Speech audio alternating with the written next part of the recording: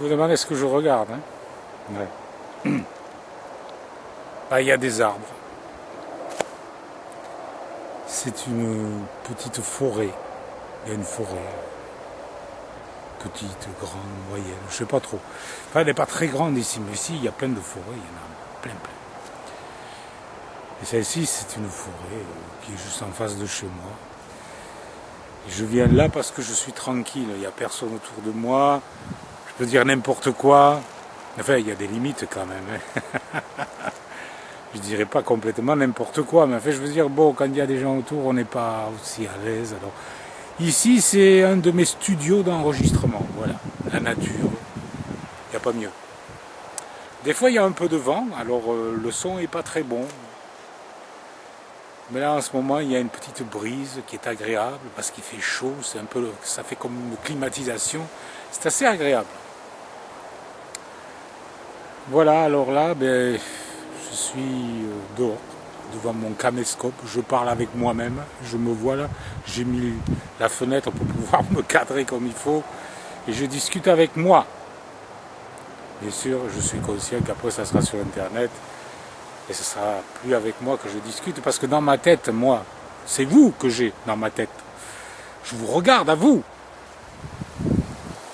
Et vous dites, mais qui c'est cet ermite qui nous parle et qui ne veut pas donner son nom? Je me rappelle, ça me rappelle une histoire, ça. Ça me rappelle une histoire. C'est quand Jacob a lutté contre l'ange, il lui a dit, dis-moi ton nom. Il lui a dit, pourquoi me demandes-tu mon nom? Il est merveilleux. Ah, bien sûr, c'est pas moi. Moi, je suis pas merveilleux, moi. Moi, je suis un pécheur, comme l'apôtre Paul qui disait, je suis le premier des pécheurs. Eh oui, je suis pécheur. Et la Bible dit, tous ont péché et sont privés de la gloire de Dieu. Il n'y a pas de juste, pas même un seul. Il dit, comment ça, il n'y a pas de juste, pas même un seul? Non, il n'y en a pas. Il peut y en avoir à vue humaine. À vue humaine, on me dit, wow, cet homme est bien. Mais si vous le mettez à côté de Dieu, à côté de la perfection de Dieu, ben, il n'est pas joli à voir. Vous connaissez peut-être cette image. Vous nettoyez bien votre appartement, vous enlevez la poussière partout. Avec un temps tout à fait normal, gris, comme aujourd'hui. Enfin, comme maintenant, parce qu'aujourd'hui il a fait beau, mais là. Et puis, tout d'un coup, il y a un rayon de soleil qui arrive et qui tape sur les meubles. Et puis, vous voyez plein de poussière partout. Ça, vous ne l'aviez pas vu avec vos yeux. Mais quand la lumière de Dieu arrive dans le cœur d'un homme, elle dévoile tout ce qui ne va pas. Et il y en a. Des pleines de poussière partout. Des toiles d'araignée, tout ce que vous voudrez. C'est horrible. Quelquefois, on fait le ménage dans sa vie, on dit, bon, à partir de maintenant, je fais plus ci, je fais plus là. On dit, ça y est, je suis en règle avec Dieu. Non. Il suffit que Dieu vienne dans votre vie, qu'il y mette sa lumière à lui, et là, vous allez voir que il y a plein de choses qui ne vont pas. Plein.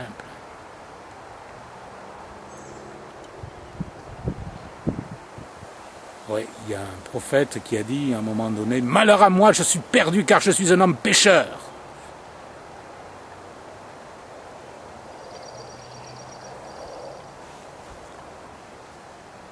Tous sont péchés, sont privés de la gloire de Dieu. Il n'y a pas de juste, pas même un seul. Tous sont égarés, dit la Bible. Tous sont pervertis. Il n'est aucun qui cherche Dieu, qui fasse le bien. Pas même un seul. C'est dur. On dit, c'est pas vrai. Si, c'est vrai. En fait, notre cœur est mal disposé. Mal disposé. Nous avons du mal à faire le bien. Nous sommes attirés par le mal. C'est inné à notre nature. Vous savez, pour faire le mal, c'est pas difficile, il n'y a qu'à se laisser aller. C'est comme vous mettez une planche en bois sur une rivière, cette planche, elle va suivre le courant. Il n'y a qu'à se laisser aller. Suivre le courant, et on fait le mal, naturellement. Parce que pour faire le bien, Pour faire un demi-tour, il faut marcher à contre-courant. C'est-à-dire dans le sens inverse de la rivière. Alors il faut nager, c'est fatigant, on n'y arrive pas. Alors il y a des gens qui essaient de faire ça avec leurs propres efforts. Ils n'y arrivent pas. C'est trop dur. Pendant un petit moment, on peut remonter la rivière un petit peu. Pour les bons nageurs, ça peut durer quelques kilomètres, peut-être. Mais au bout d'un moment, ils n'en peuvent plus et ils se noient. Si Jésus-Christ, si Yeshua n'entre pas dans notre cœur, le Mashiach, le Messie, je répète toujours ça parce que bon, maintenant on vit à une époque où il y a les évangéliques qui disent Jésus-Christ et puis les messianiques qui disent Yeshua, Al-Mashiach. Les autres disent le Messie, les autres Al-Mashiach. Alors, moi j'emploie les deux parce que je suis un ancien prédicateur évangélique. Donc, pour essayer de parler le langage de tout le monde, j'emploie les deux. Si Jésus n'est pas dans notre cœur, pour nous donner la force de faire ce qu'il veut, on n'y arrivera jamais. C'est impossible. C'est trop dur. C'est pas tellement dur de fêter les fêtes de Dieu ou de faire Shabbat, c'est pas ça qui est dur. C'est ce qu'il y a de mauvais en nous, notre égoïsme, notre orgueil, nos mauvais penchants. C'est ça qui est dur à déraciner. La Bible dit, et comme le péché est entré dans le monde, et par le péché la mort, parce que tous ont péché. Tous, sans exception.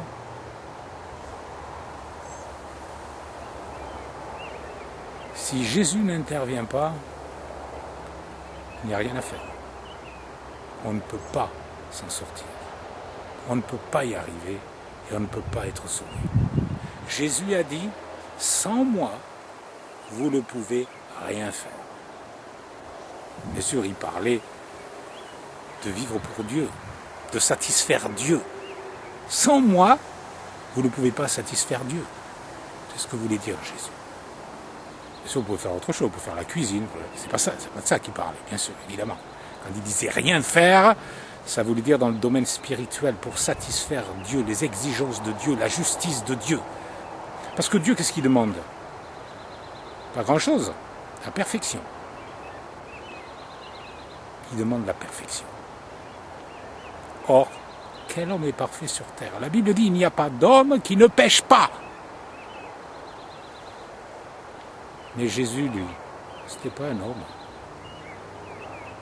Certains disent que Jésus était un homme. Et comment expliquez-vous que Jésus n'a jamais péché s'il était un homme? Il n'était pas un homme, il était Dieu, manifesté en chair. Car Dieu était en Christ, dit l'apôtre Paul. Dieu était en Christ. Et Christ n'a jamais péché. Jamais. Pas une seule fois. Oh, le diable a bien essayé de le tenter, de le faire tomber. Mais il n'y est pas arrivé. Contrairement à Adam. C'est pour ça que Jésus est appelé le second Adam. Parce que Dieu a recommencé. Jésus a vécu la même expérience qu'Adam. Il a été tenté comme Adam. La Bible dit qu'il a été tenté comme nous en toutes choses sans jamais pécher. Jamais, jamais, jamais. Pas une seule mauvaise pensée. Il est l'agneau de Dieu, il est le sacrifice de Dieu, sans défaut et sans tâche. C'est pour ça qu'il a pu être offert en sacrifice pour les péchés. Parce que Dieu demandait un animal sans défaut et sans tâche. Sans tâche. C'est pour ça qu'aucun homme ne peut expier les péchés pour nous. Seul Jésus, Yeshua, le Messie, le Mashiach peut le faire. Il peut le faire pour vous. Si Jésus n'est pas dans votre cœur, s'il n'habite pas en vous, vous ne pouvez pas être sauvé. La Bible dit, si quelqu'un n'a pas l'esprit de Christ, il ne lui appartient pas. On ne naît pas un enfant de Dieu. On est tous les créatures de Dieu. Mais on n'est pas tous ses enfants. Jésus a dit un jour à certaines personnes, vous avez pour père le diable. Et vous voulez accomplir les désirs de votre père parce qu'il est menteur et le père du mensonge. Et c'était des gens religieux. C'est vrai aussi pour les autres. Ils ont pour père le diable. Beaucoup de gens religieux ont pour père le diable. En prétendant suivre Dieu.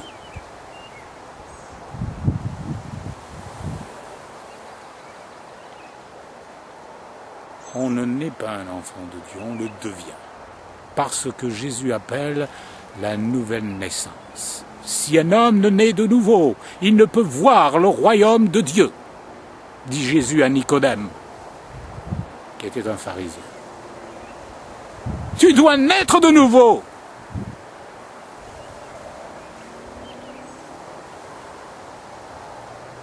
Tu dois naître d'esprit.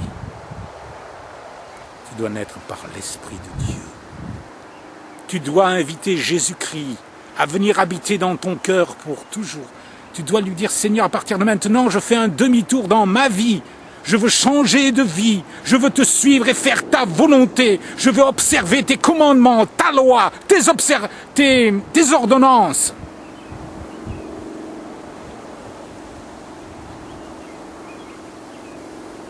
Il ne disparaîtra pas de la loi un seul iota et un seul trait de lettre jusqu'à ce que tout soit arrivé, a dit Jésus.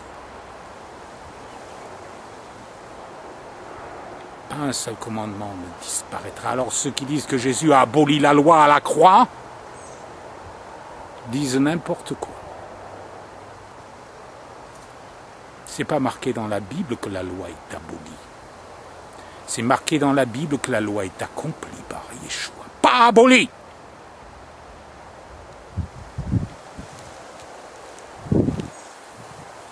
Certains disent que la loi c'est les rudiments du monde. C'est un blasphème.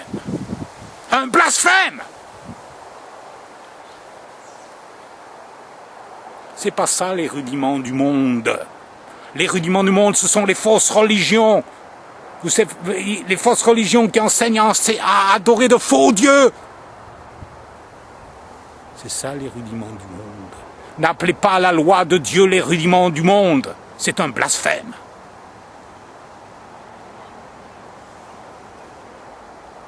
Que dit la loi? Tu aimeras le Seigneur ton Dieu de tout ton cœur, de toute ton âme, de toute ta pensée, ton prochain comme toi-même. Est-ce que c'est un rudiment du monde, ça? Honore ton père et ta mère afin que tu vives vieux sur la terre. C'est un rudiment du monde, ça?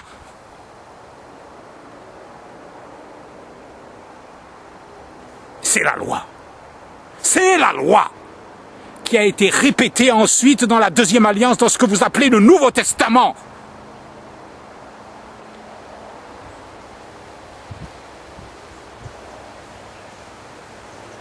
Crois au Seigneur Jésus et tu seras sauvé.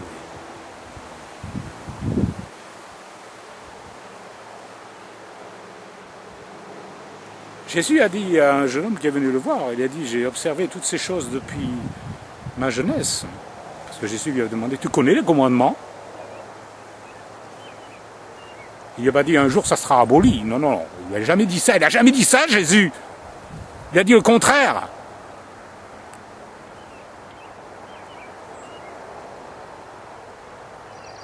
Il lui a dit, le jeune homme riche lui a dit, j'ai observé toutes ces choses. Et Jésus l'aima. Il lui a dit, il te manque une chose. Va, vends tout ce que tu as. Donne-le aux pauvres. Et puis, viens et suis-moi. Et la Bible dit que le jeune homme est reparti tout triste parce qu'il avait de grands biens. Oh, s'il avait eu, je sais pas moi, 10 € dans la poche, ou 10 $ ou je sais quoi, ça n'aurait pas été difficile de donner tout ce qu'il avait. Non, mais il devait être très riche. Et là, c'est dur. Et Jésus le savait. Jésus savait que d'observer les commandements, ça ne suffit pas si le cœur n'est pas entier à Dieu. Parce que souvent, il y a des gens qui sont religieux, qui font plein de choses, mais dedans, ils ont des idoles.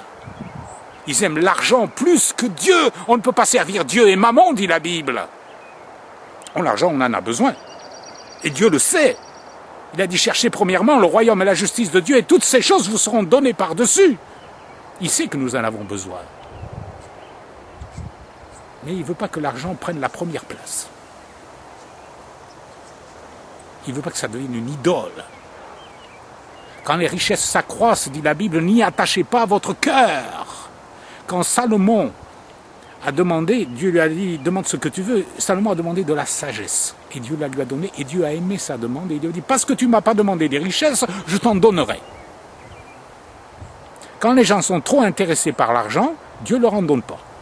Il leur donne peut-être ce qu'il faut, ce qu'ils ont besoin, mais pas plus. Et puis les gens qui sont complètement désintéressés, quelquefois, pas toujours, mais quelquefois, il leur en donne beaucoup. Mais c'est Dieu qui décide. C'est Dieu qui décide. Dieu nous aime. Mais il est le mal qui est dans notre cœur.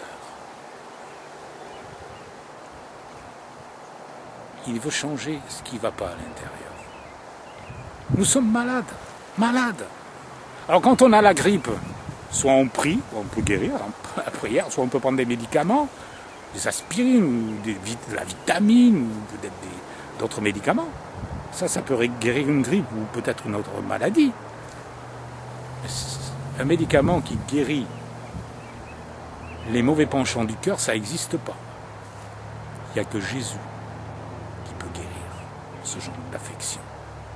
Et puis il y a des gens qui cherchent souvent les miracles, ils veulent être guéris de leur corps. Moi j'ai rien contre, au contraire, je suis toujours triste quand quelqu'un est malade. Qui que ce soit d'ailleurs, même au pire ennemi, je voudrais qu'il soit bien. Mais souvent ils cherchent la guérison du corps avant la guérison du cœur. Il faut commencer par le cœur. Si vous venez à Dieu, vous êtes malade, Dieu peut vous guérir, c'est vrai. Mais cherchez d'abord la guérison du cœur. C'est ça le plus important.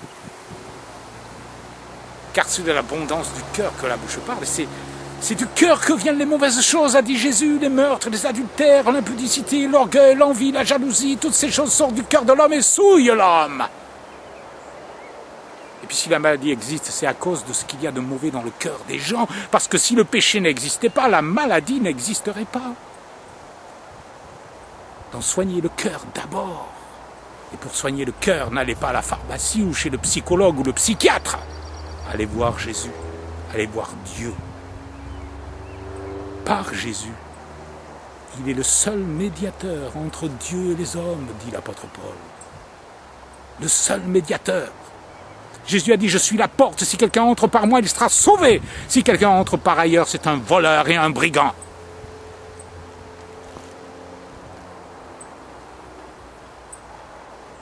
Il n'y a que Jésus qui peut vous aider. Il n'y a que lui qui peut vous donner la paix de l'âme et du cœur. Venez à lui. Dites-lui, Seigneur, pardonne-moi. Sauve-moi. Change-moi. Fais de moi une nouvelle création. Si vous le faites de tout votre cœur, le Saint-Esprit viendra en vous. Et vous passerez de la mort à la vie, des ténèbres à la lumière, du royaume de Satan au royaume de Dieu. Mais qu'il n'y ait pas de demi-mesure. Ne dites pas, oui, je viens à Jésus, je suis prêt à faire certaines choses, mais pas d'autres. Soyez prêts à faire sa volonté. Peut-être vous ne comprenez pas tout, mais Dieu vous aidera à comprendre, petit à petit. N'attendez pas d'être parfait pour venir à Jésus-Christ. Venez tel que vous êtes, avec tous vos péchés. Dites-lui, Seigneur, je ne peux pas me guérir tout seul. J'ai besoin de ton aide. J'ai besoin de toi. Viens dans mon cœur. Sauve-moi et change-moi. Au nom de Yeshua. Amen.